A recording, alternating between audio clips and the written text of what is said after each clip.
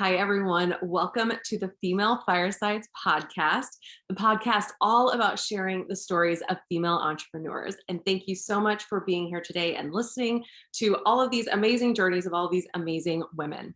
So today's guest is Beauty, and Beauty and I go kind of way back. It's been about, I guess, a little over a year. So I met Beauty through the Create and Sell program, which if you have been around me, you have heard me talking about Carrie Green, Create and Sell, FEA multiple times. And I met Beauty through Create and Sell. She is one of the team leaders for FEA, and she was involved very heavily with the Create and Sell program, the first round that went through it. And she actually, I don't know if she remembers this, but my first real interaction with you, you were my help, I'm stuck call. I don't know if you remember this, but you were my help, I'm stuck call. And Beauty gave me the most incredible business advice on that call. So I am so excited to have her on today. Thank you so much for being here. You're so welcome. Thank you so much for having me. And that's such a great refresher, because when we are so involved with the Female Entrepreneur Association, we lose track of the people that we're always helping, because not necessarily that it's a blur sometimes, but a lot of the same questions pop up, or there's just so, I think Natasha Barrett and I, between us, we had all the other calls because I know some of our other team leaders and our business mentors were sick, and some of them were in the hospital. So we took on the role of okay, let's just bring it on. Let's knock it out. Okay, so before we get started with your story, I've started something new with this podcast that I guess by the 6th or 7th episode, it's probably not that new anymore. But I used to do a fun 3 kind of goofy questions. But I've decided that for the podcast, I'm gonna ask each guest 3 things that they are grateful for right now in their lives or business. Oh, I love that. Yeah, and that's so important, because when we reflect on more gratitude, it's just so bountiful and magical when it comes back to us.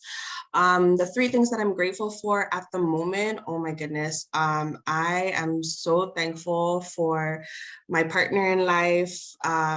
He has just been such an amazing generator to my magnificence, I guess. Sorry, don't mind the dogs.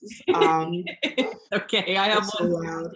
And yeah, it's just been so cool because he has been able to help me propel further with just the way he's so encouraging and his ideas as well. So that's one. Another is just family, I guess, family overall, just being able to relax with them and really enjoy them.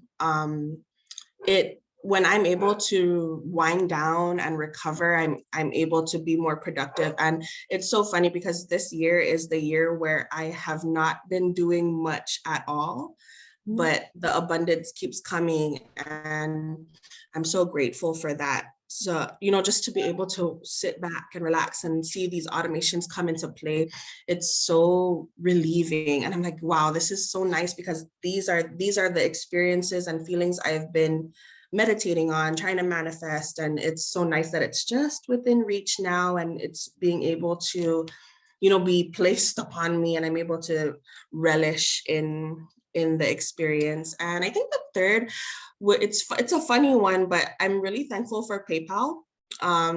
It's been such a nice journey to see all the, I guess with PayPal, you're able to unlock all these different things and different benefits, the more you generate income, as well as the length of time that you spend with them. So just getting updates from them and seeing the progress that we're making it's so nice. It's so rewarding to see that, not the monetary part of it, but the I don't know, for me, I get a lot more of high vibes when I have a type of social recognition versus monetary payment. So that's why I'm in, the entire entrepreneurship game, is to help people, and just those thank yous and just, comments like you've mentioned. I'm like, oh, thank goodness. Okay, I'm on the right track. Let's keep doing more of this. Oh, I love all that. I love that so much.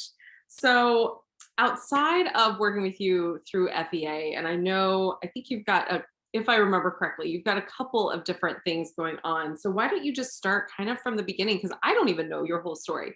So yeah, Sure. tell me all the juicy stuff. Awesome. And did you want me to start off with like where I'm at now or how I began? Oh my gosh, I think starting with how you began, because I think that's probably, Sure. I mean, it's all juicy, but I love hearing the stories of how a woman decided to go against the grain and start her own business and do her own thing. So let's start there. Yeah, sounds great. Oh my gosh. So, well, in the very beginning, I guess because I'm the eldest child, um, that makes me kind of, the youngest adult as well in my family. And that's also applied to my grandparents. I'm the eldest on my mother's side, the eldest grandchild. And being in that type of role, you really have to just ensure that everybody's taken care of, everybody's okay, this and that. So I grew up having to, I was programmed in order to not get in trouble or scolded. I was programmed to make sure that everything was taken care of. And that type of leadership role rolled over into school, like from kindergarten and of course into university. So I've held a lot of leadership roles in that. But I've always been entrepreneurial. My parents are, even while they were working, they have their own businesses on the side, and I just love seeing them help people.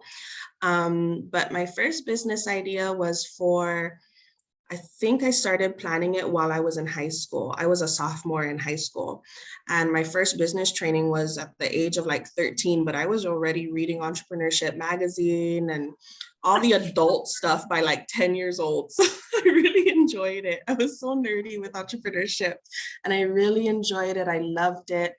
But so much of my work, I think I was so scared to start off as a younger entrepreneur, um, because I thought people would think I'm too young. Who's going to buy something from a 10-year-old girl type of thing? That was the attitude. Wow. And then when I started business planning at age 13, I was like, wow, I'm pretty good at this. And that's coming from the adults as well who were able to read my work or whoever was mentoring me. And that's pretty much where it started, was through business training with our local university. It was so cute too, because I would come in as a 13-year-old and they'll be like, oh, it's so cute, she's here to do a project, like watching them mentor the business class and the entrepreneurial classes. And I was like, oh no, I'm here to do the same thing you guys are here for. And yeah, I was just always so proud to share that story, because there might be somebody listening and tuning in who's younger or, is just inspired to start. And they're probably feeling afraid. It's the same type of fear that I felt when I was younger. And I wish I could go back and tell myself, like, dude, just start, just do it afraid. Who Mm. cares if somebody thinks you're too young? And what I always talk about as well is nobody has ever asked me how old I was in my entire time of business. And I guess it's also because I put on this maturity, that's brought upon when people meet me and they think I'm much older than I am. And I'm actually just turning 30 next month.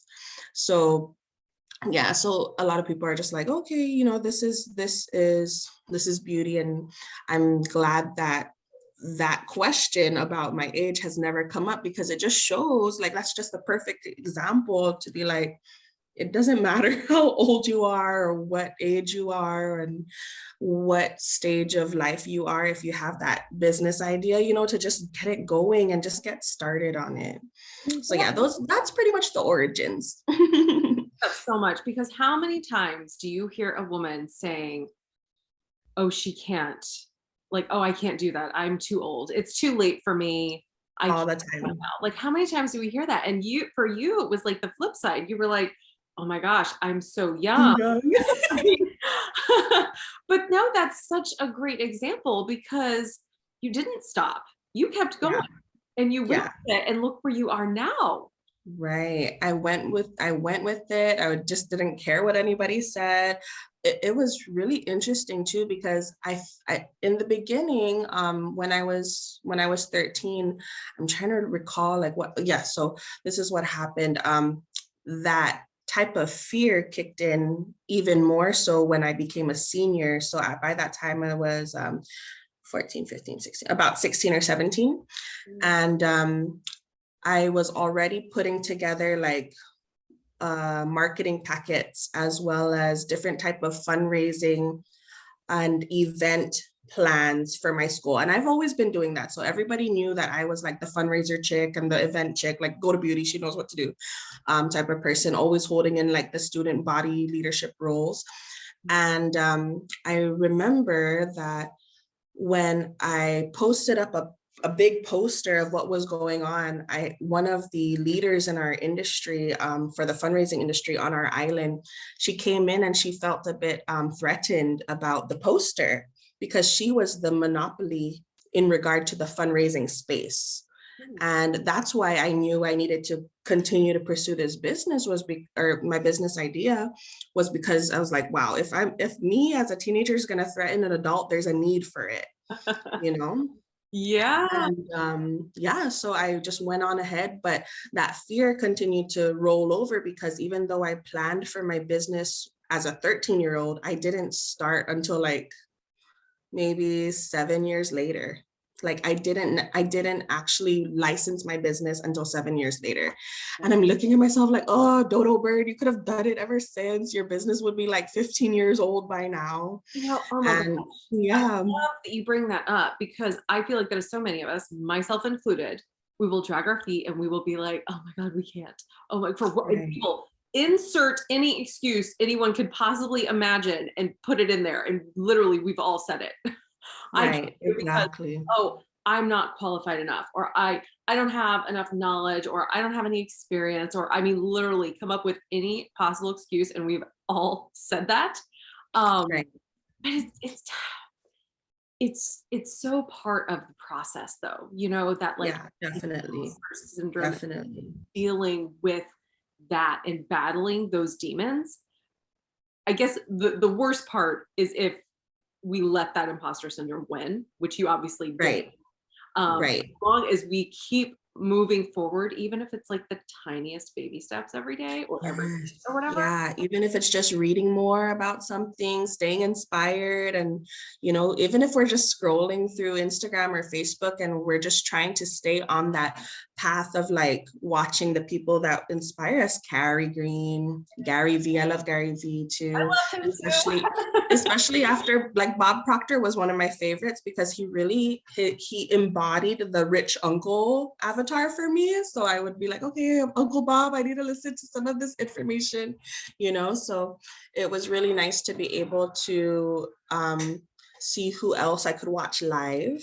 Yeah. And thankfully Gary V is to me he feels like the younger version of Bob, also very funny. Like I have to tune into people who can make me laugh, and if I can't do that, then I'm like, okay, I need to move on to somebody else. Yeah. No, laughter is so good. And I love Gary Vee as well. He is so like, I feel like Gary Vee is the person I go to when I feel like I have a problem that I can't solve. And it's like you just think of it in Gary Vee terms, and he would just be like, why not? Just do it. Just do the thing. Right, yeah, exactly. He simplifies it so much. And, it's not that toxic masculinity that so many other business advisors put out there. Yeah. I love it. He feels like a cousin to me. He feels like the rich cousin avatar to me. So I really enjoy it because he's just like, yeah, F it, girl, do it, get it done. I love his interviews on Instagram where he's like giving these, talks, and like someone will ask a question. They're like, I want to do this, but like, my parents aren't supportive and they're like 15 years old or something. He's like, so just do it anyways. Like he's just exactly. And like it's that toughness that he brings about because for women, we're always thinking about like, oh, we have to be tender, we have to approach it a different way. Wow. And with him, he's just like, F it, just get it done, just try it. If it doesn't work, then all right, whatever. Exactly. No, and I think that's great because it really helps you with that mindset that like we make things so much harder than they are. Exactly. Everything's just so self-imposed. And I'm just like, okay, Beauty, come on. Like sometimes I have to put myself in this upper level mode where I I'm talking to myself from my, like, and it works for me, but you know, people have to find what works for them and really light that fire under their butt and really just get things going for them.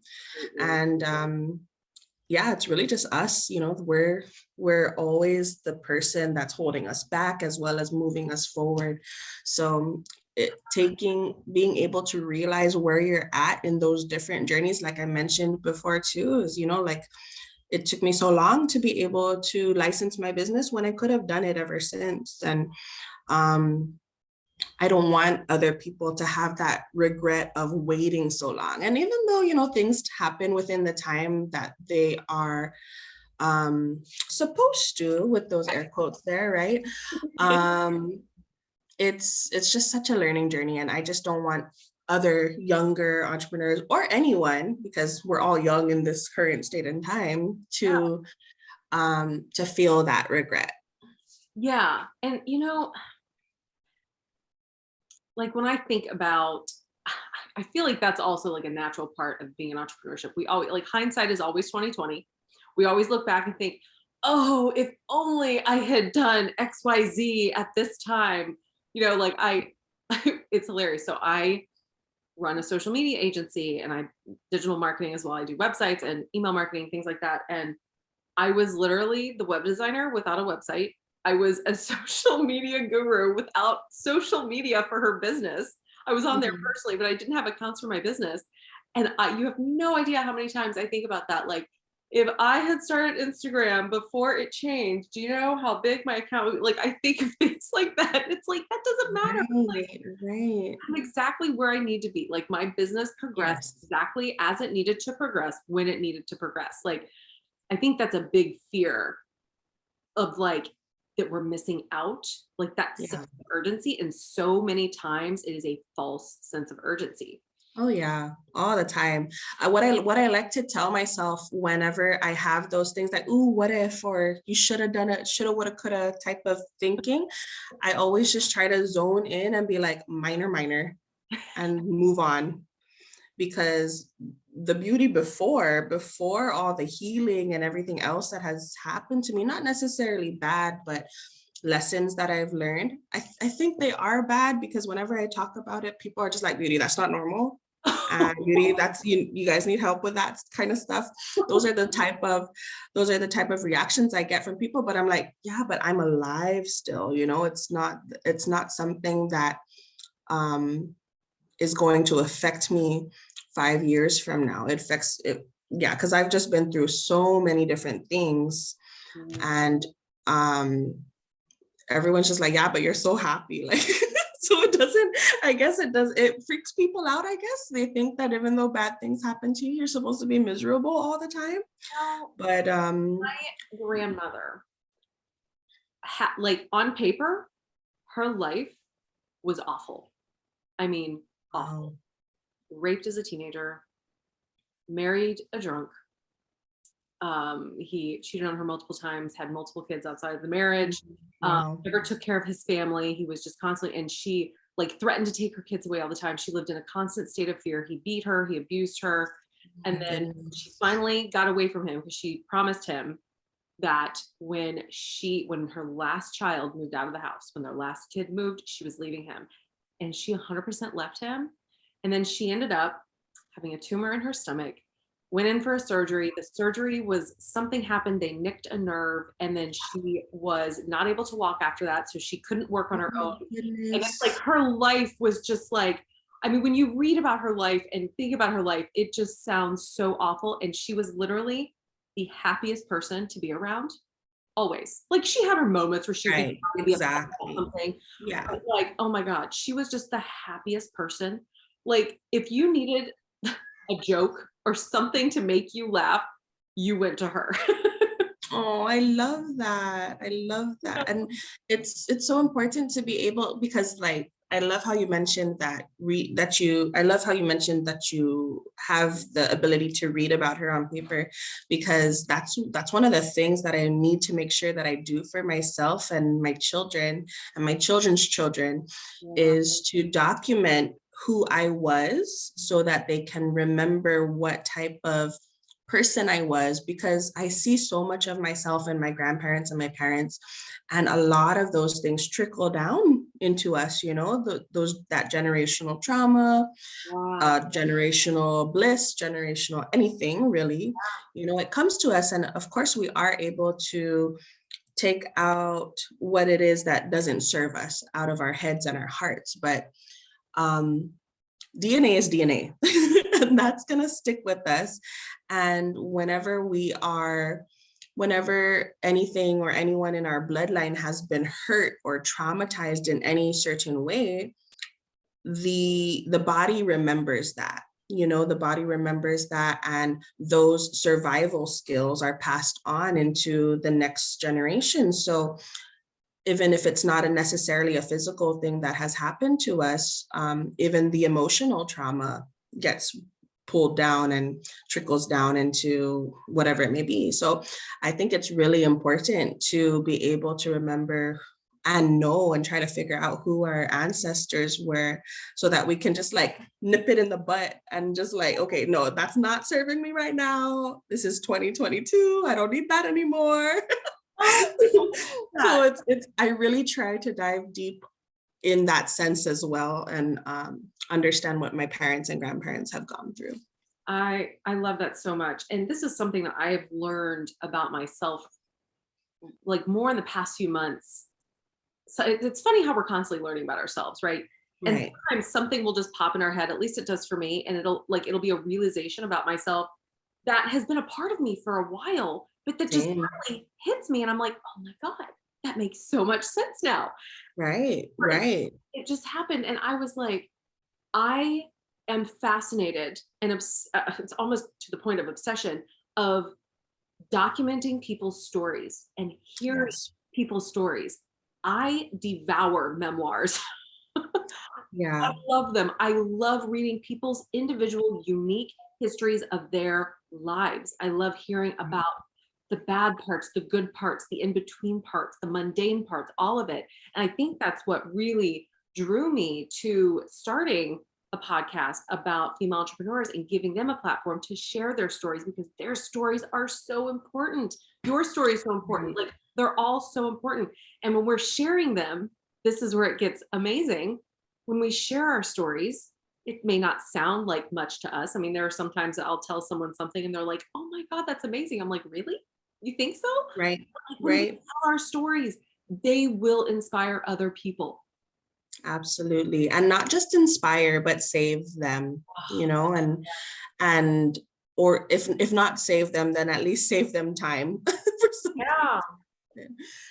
And that's one of the biggest things for me, is to be able to provide efficiencies so that people don't have to waste hours of their time, and rather, like, I love taking naps, and I wish that teenager Beauty allowed herself more naps, because of course I wouldn't be where I'm at without sacrificing my naps. But in this state, I'm like, yes, take your naps and enjoy them, and nap on the beach, nap wherever you want, nap in your car if you want to, you know. So that's freedom to me, and that's bliss to me, is being able to nap whenever the heck I want. I think that's how I pay myself. I would rather take naps and chocolate, please. Oh my gosh, that's amazing. That sounds just like bliss. Exactly. Exactly. So why don't you tell us about your business? Because it's called Fundforte, is that correct? Funforte, both are pronounced correctly. Okay. But whenever we're talking about it, I usually say Funforte. Funforte is a fundraising and events agency. That's the one that I planned for when I was in high school, because those are the things that I've always just been doing since kindergarten, even before that. And being able to help family and friends with their events and their fundraisers showed me that, you know, the advice that I'm giving works well, especially with my logistic brain. That's what benefits people the most, is being able to show them the plan on paper, as well as illustrate the different routes that things need to go to make things more efficient. So what we do with Fundforte is we provide different fundraiser plans to people who want to do it themselves. We also provide consultations, events, entertainment for those events. So basically from concept to cleanup. If somebody needs us to put together an event for them, as well as assist them with the cleanup of the event and more, everything in between, that's what we provide. But my specialty is for fundraising. And I love it because when I assist with fundraisers, I'm pretty much creating a mini business. So what happens is I get to experiment with all my different fundraising ideas or business ideas, as well as the business ideas or fundraising ideas of the beneficiaries that we're assisting. So it's really fun to just play around with. And that's why I entered that role, because I don't get bored with it. It's always something new every week.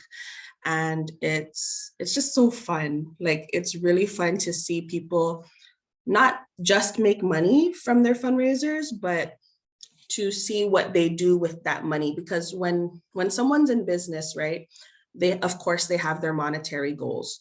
But when someone is in a fundraiser mode, they are looking at the end goal rather than just the monetary goal. And whether it's a medical fundraiser, or they want to fundraise for prom, or they're fundraising for an outreach, or any type of medical association that they're associated with, it's really nice to see them take off and do what they were going to do with that money that they made. I love that. And it's, it's different, but kind of similar to what, like, the majority of my business revolves around. I provide social media campaigns for in-person events. They're not fundraisers, they're antique shows. And that's actually why I'm in New Hampshire for this month. Okay. So this is next week, or actually Sunday begins New Hampshire Antiques Week up here. Nice. I grew up in the antiques world, and my partner is an antique dealer, and I've been managing this one show's social media since 2019. So yeah, I do. And I kind of agree. Like, it's fun watching the, like, progression of Yes.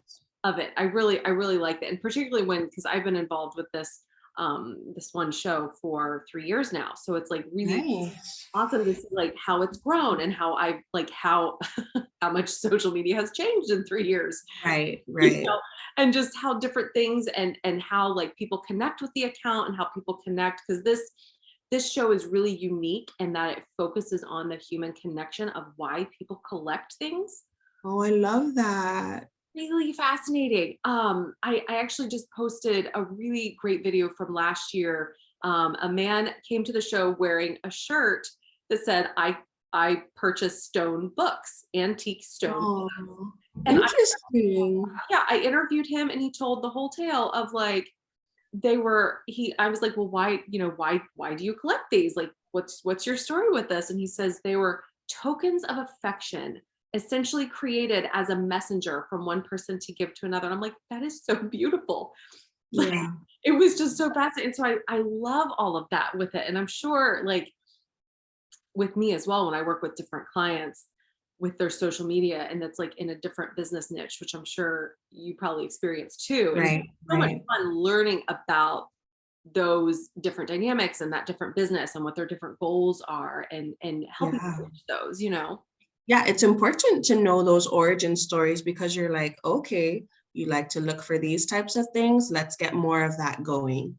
And that's pretty much what it's all about, is like seeing them again relish in what provides bliss for them and what makes them so happy. And that's just one of the things that's so cool with fundraising, is that the end goal of what they're going to do with that money, they already know it.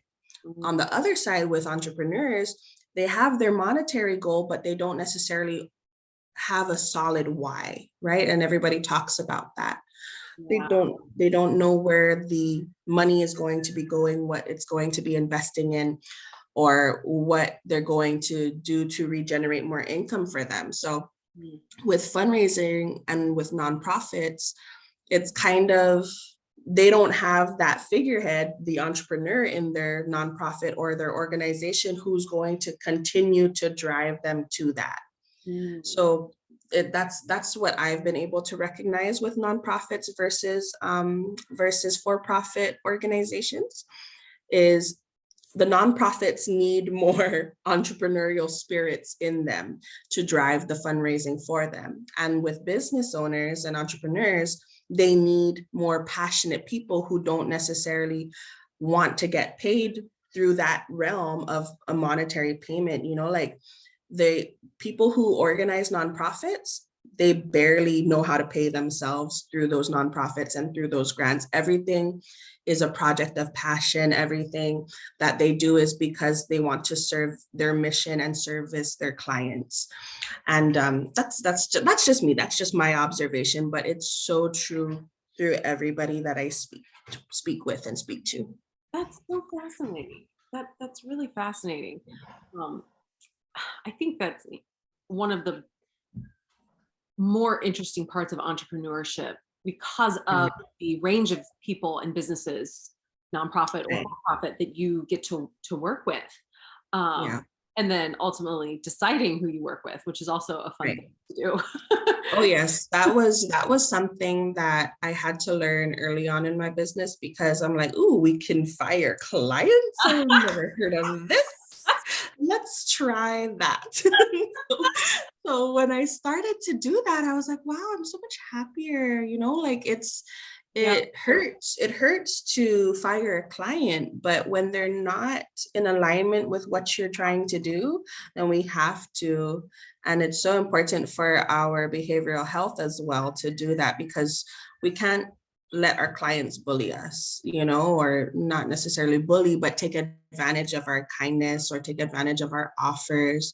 And it's great to do those types of things to maintain a relationship with your client. But when you see that that person is just milking it, it's like, okay, come on now. This is supposed to be beneficial for both of us. And as a recovering people pleaser during that time, it was like, okay, how else am I going to be able to serve myself? And that was a long process. That only started for me in 2017. And that also trickles off from all these things that have happened to me. And there has been so much that's happened to me ever since, I was little, and from sexual abuse and assault and oh my goodness, I'm trying to, just remember and where to start off on everything, because people are like, oh my gosh, Beauty, but you had so much going on. So many good things were going on for you. And I'm like, yeah, doesn't matter if there's good things going on with me. Like, I'm still having this human experience too. I could have made better decisions. And all these other things. And most of that was relationships, so being able to, like, I was with the father of my children for about 10 years. And if I had shortened that relationship and really stood up for myself, I wouldn't have had the traumatic experiences. Like, girl, my house has been raided like 3 times. He's stolen money from me. He's stolen items from me. He got involved in just so many unnecessary things, especially dealing with like drugs, and it really affected my well-being, the children's well-being, as well as my business. But even through all of that, I still kept going, was still persistent. And but the thing about it is I wasn't courteous to myself. I put everyone ahead of me and ensured that they were all okay when I didn't realize I was just crumbling down.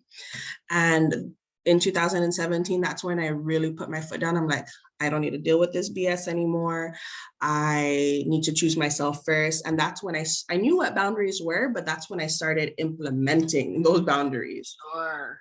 Yeah, so being able to do that and really just focusing on yourself, especially if you're somebody who has taken care of other people your entire life, like, it's so important to pause for a moment and really figure out what it is that you want to experience for yourself, so that you can slowly heal from anything that's hurting you, especially if it's yourself that's holding you back.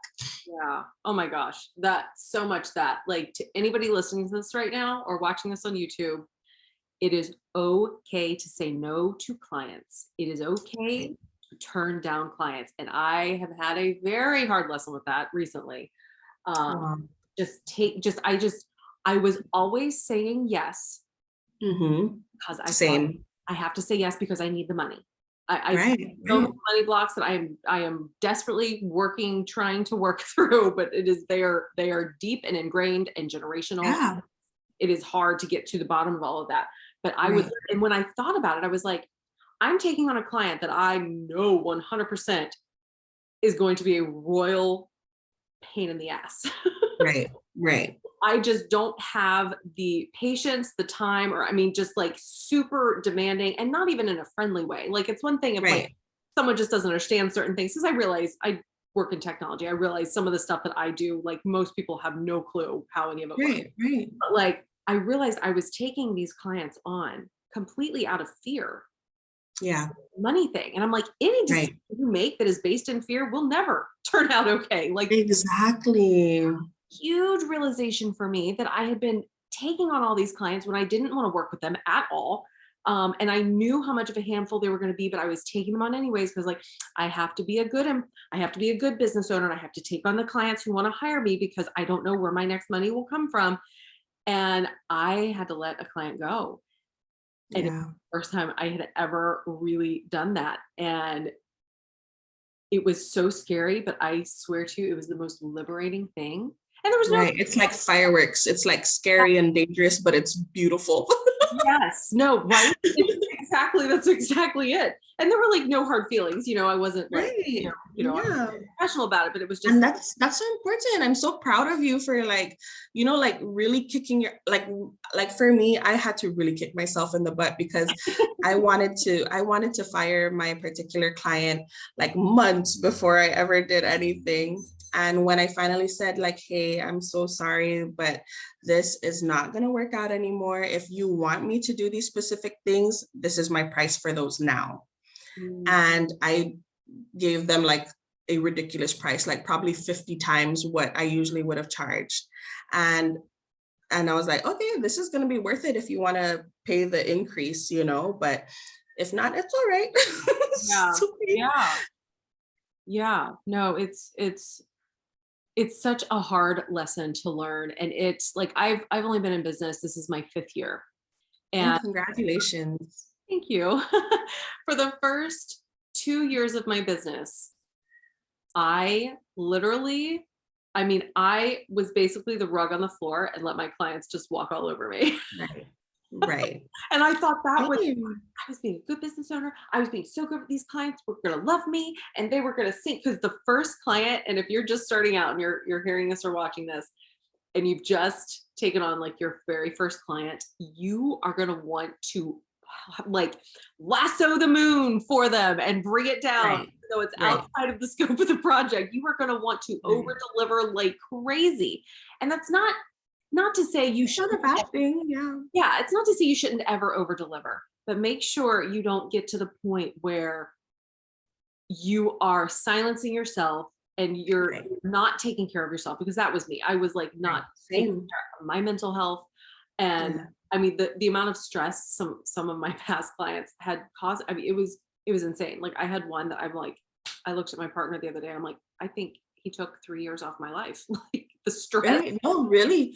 And that's so important for us to recognize, because if we are getting stressed, if we went most of the time we go into business because we love doing what it is, and to get paid for us doing what we love, like, oh, no brainer. Hello, of course we're going to do that. Yeah. But when it comes to the people that you're dealing with, and especially if you know that they need your services or your speciality or experiences, then you want to be like, yeah, of course, I'll work for you. But then you realize like, okay, no, this is way more stressful, and it's not even the work, it's the attitudes that you're dealing with the people that you want, the clients that you want to fire.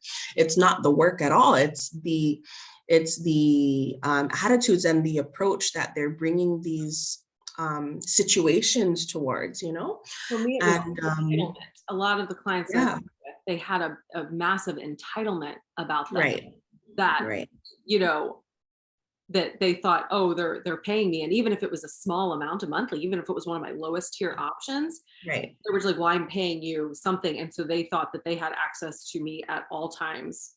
Kind of. Right. And what I've found too with that is that it's the lowest tier clients or customers who have the worst experiences or complaints at all. And I'm just like, I remember this one delivery I was supposed to make when my business was just first starting out. And I think it was like just a $20 order or something. And they complained and they complained. And I was like, hey, this is what our contract stated. You were supposed to reserve a parking spot for this delivery for me because we have other deliveries to do. And you are losing out on your order because you did not do that. Here's your $20 back, PayPal, cha-ching, you know, being able to do it not even face-to-face at that time.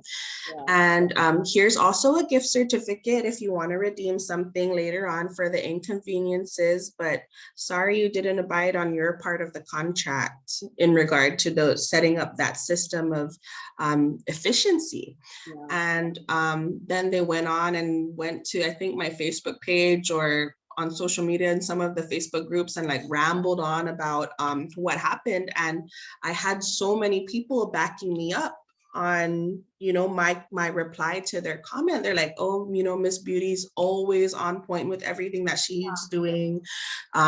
You shouldn't be treating her like that. You're the one that probably did something wrong. So I had all these people backing me up, you know, and I was like, okay, guys, it's not necessarily something that I'm trying to fight for. I'm just standing my stance and being, or, you know, standing up for myself because this is not what happened. This lady was refunded. She was even given a gift certificate.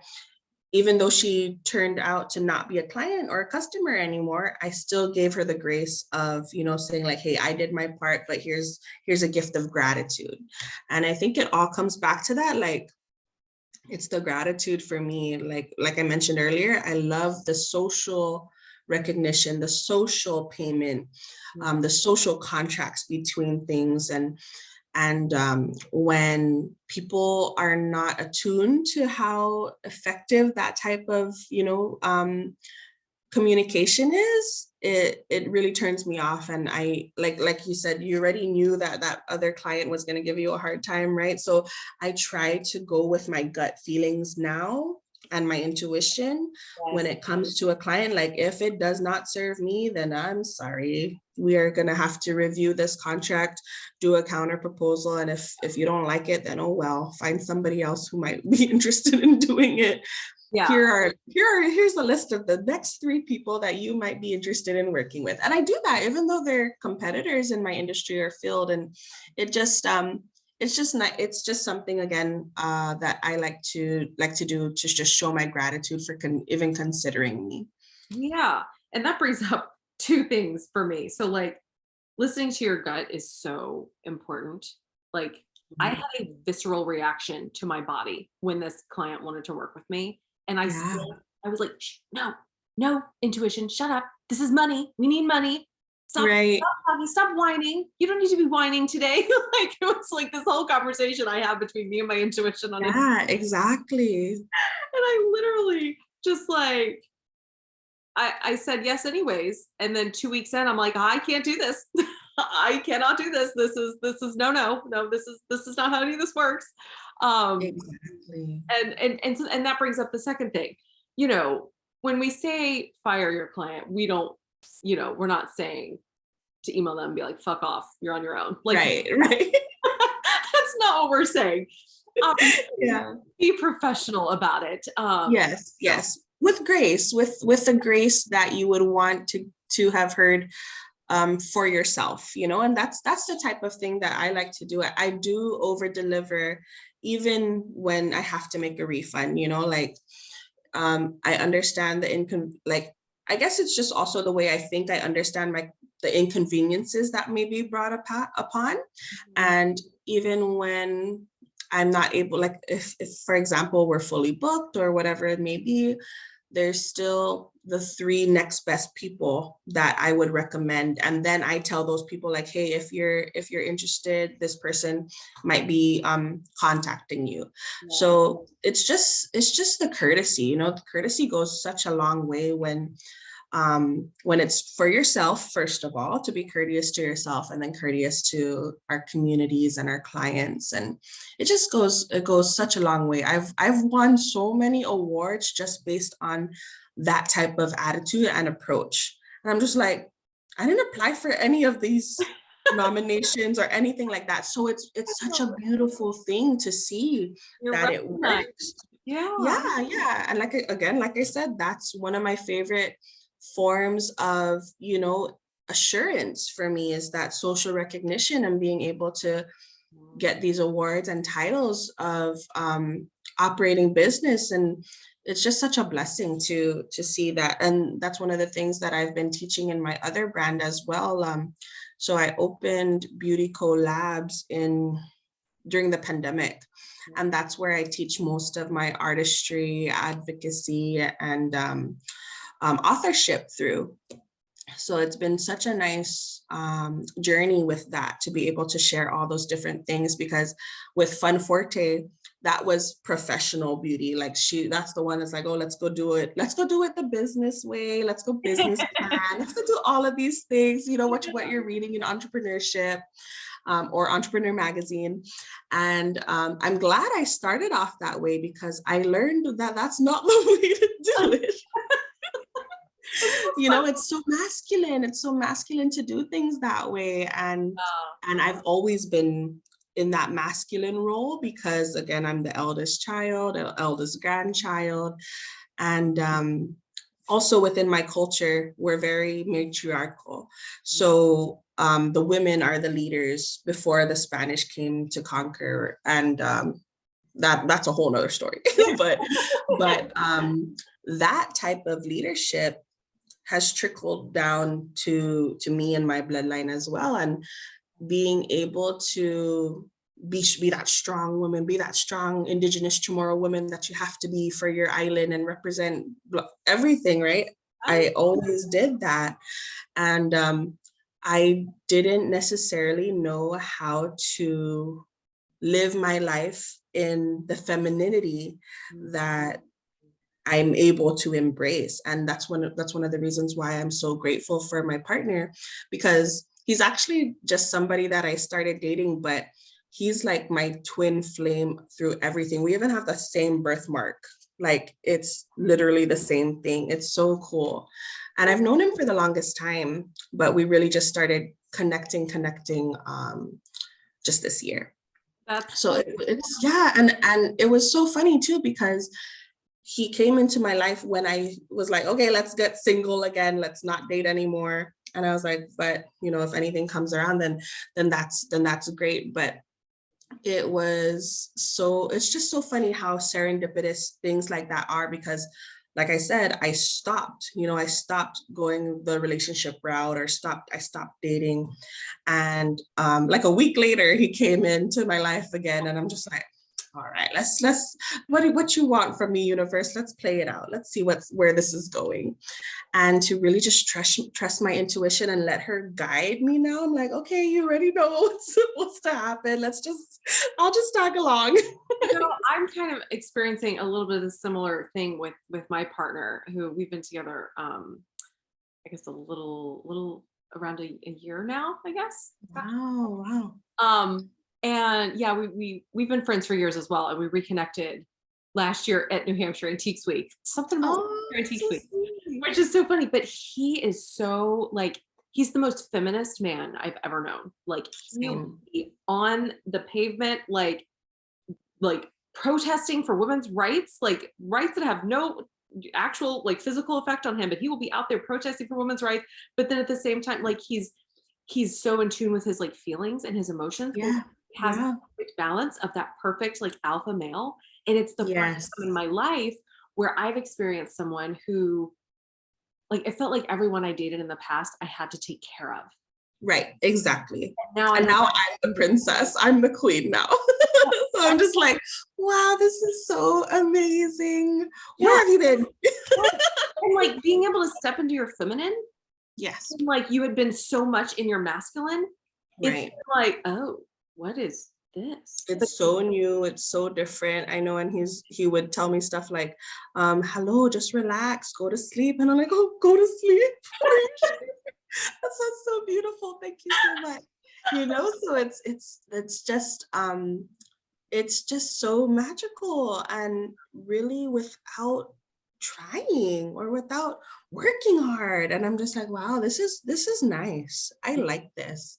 And I've been on, like, this year, I ever since 2021, I was like, you know what, 2022 is going to be my year of F it.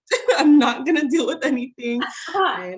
Yeah, and that is not me at all. That's not that's not the person that people grew up with. yeah. Beauty had to be on top of everything. She had to be the leader of everything. She had to be in charge of everything, because if I wasn't, I'd be the emergency contact that people will call to put out those fires. Oh my gosh. Yes. You know? Yes. I was So, the savior. People came to me. yeah, exactly, all the time. Yes. I came in on my white horse and I saved the day and I fixed everything. And then I was left drained, exhausted, Right, like right. just dying inside because no Yeah. one was saving me. I wasn't saving myself. Exactly. Oh, that's so interesting. Yeah, exactly the same thing. Oh, And it's so important to be able to treat ourselves, and not necessarily just to treat ourselves at a specific point in time, but to allow ourselves to be treated with treats the entire time. right. So like this year is my year of eternal vacation, and I've continued to do it, and be able to just relish in it and not worry about anything.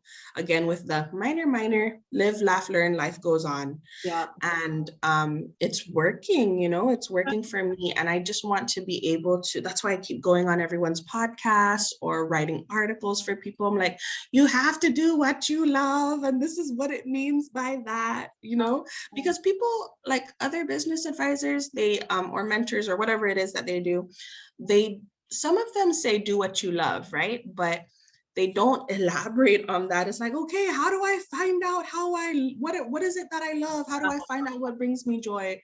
And for me, one of the triggers that allows me to know that I'm having fun or that it's joyous for me is if I'm able to laugh while doing that. I want to do more of that.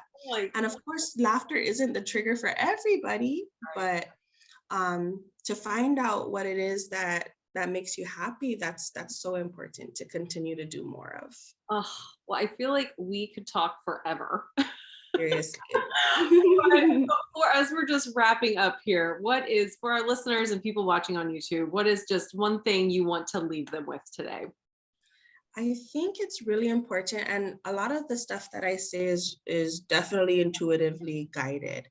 And for your show in particular, I think it's really important for people to be okay with the idea of healing and asking for help. And not necessarily from anybody else, but from your future self and your past self. Have those conversations with 3-year-old you, have those conversations with 5-year-old you, all the way up until the age that you are now.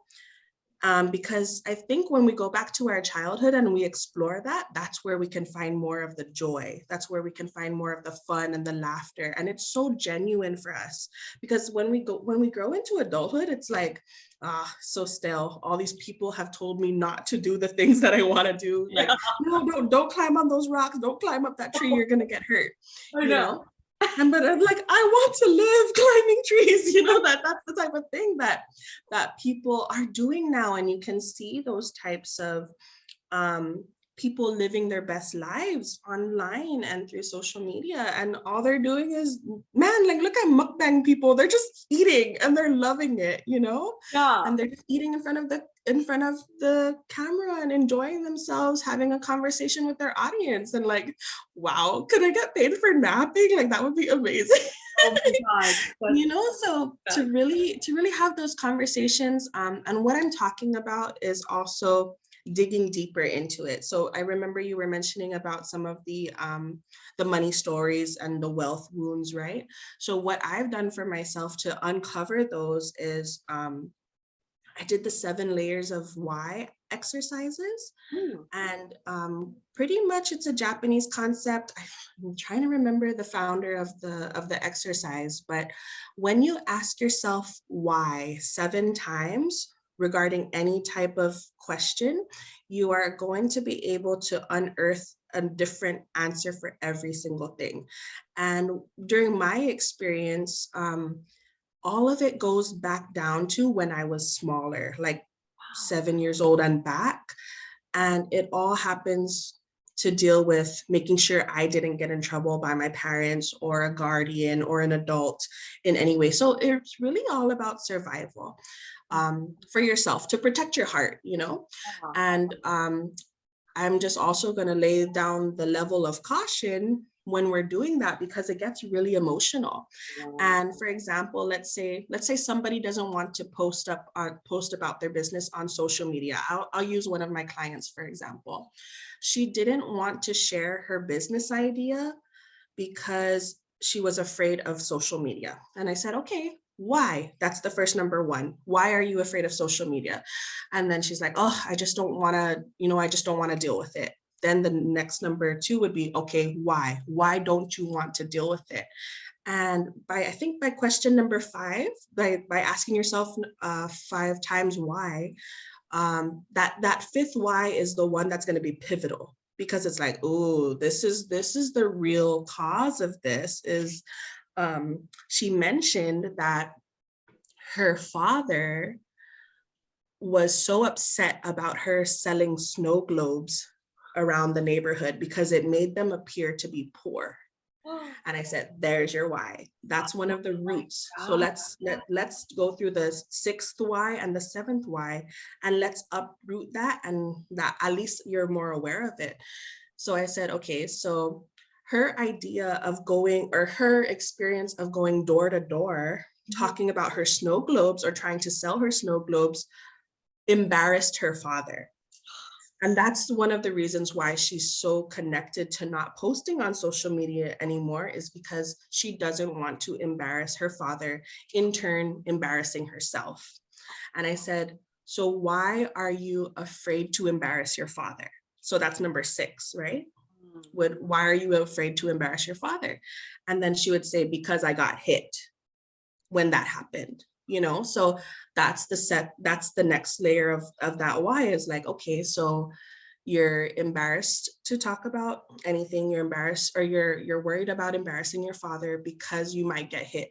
So why are you worried about embarrassing your father and getting hit?